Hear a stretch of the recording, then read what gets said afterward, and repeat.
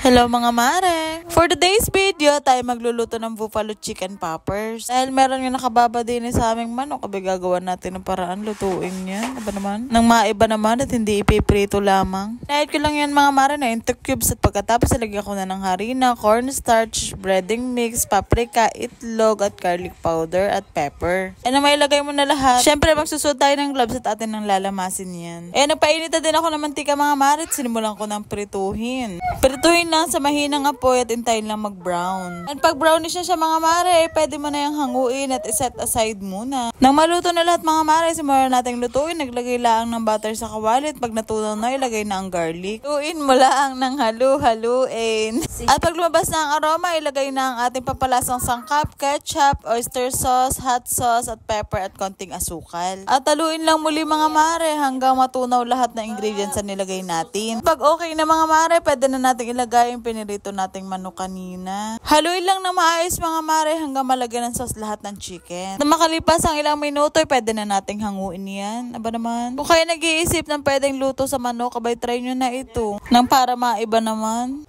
Siya, ano pang ginagawa mo dyan mga mare? Kumuha ko na ng plato, sabayin mo na kami kumain. Kain po tayo. Siya, yun lang naman muna mga mare. Kung nagustuhan mo ang mga cooking vlog, follow for more. Salamat!